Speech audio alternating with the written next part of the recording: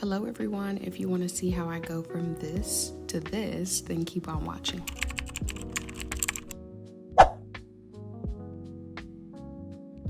On today's episode of DIY Diaries with Kiarrahdestinee, we have this inspiration right here. So I decided I wanted to achieve that highlighted honey blonde look with my clip-ins. So getting right into it, this is what the clip-in looks like. I'm just going to sew my blonde wefts onto my clip-ins. So I'm not detaching my clip-ins, but if you lift them up, in this case, you know, these clip-ins are from Y Wigs. They have a band attached to the weft of the hair. So I'm gonna pin this blonde hair down and we're just going to sew the blonde weft onto this blonde band, okay? So the sewing part is very simple. Just sew, the two items together. But I refused to take clip-ins out, sew the weft on, and then put the clip-ins back in. So I'm just gonna go underneath for this weft. And this is going to have the blonde hair underneath the dark hair, okay? And I was just a little nervous. I didn't want it to come out too blonde. So as you'll see, we'll switch things up along the way. But this is me.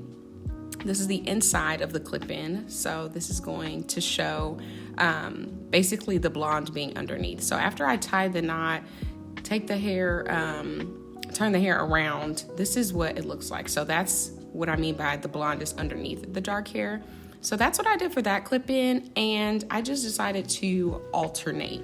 Now I'm going to put the blonde weft on top of my clip-in, which I felt like was easier to sew because the clip-in wasn't in the way. Like I just got on right on top of the weft. So I honestly alternated back and forth between all my clip-ins, doing the blonde on top, the blonde underneath, and I was like, I'm not gonna think too hard about it. So this is what we have.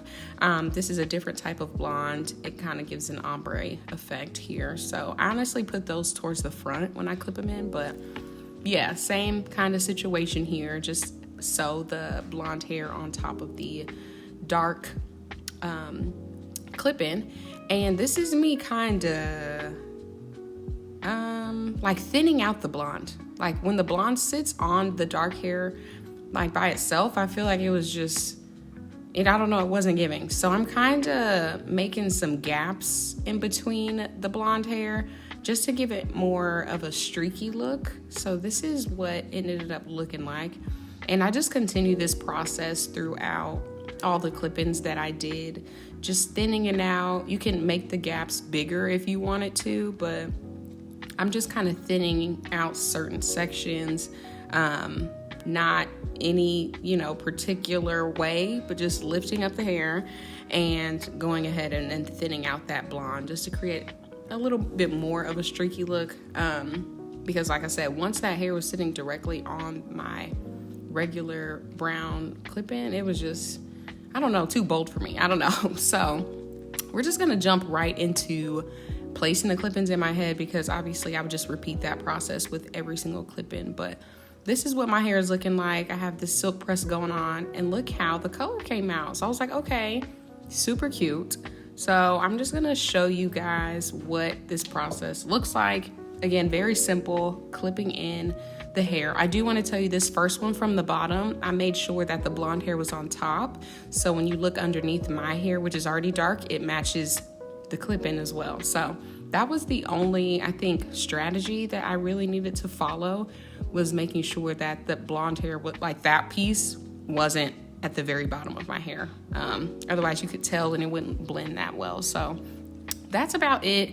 I also do want to say that, I basically doubled the thickness of all of the clip-ins. So I really didn't use every single one, and I'll show you guys what I have left, but I basically doubled the thickness of the clip-in that I had. So you don't really need that much. You probably won't use them all. You can if you want, but I still wanted that natural effect to this style. So yeah, just be cautious of that.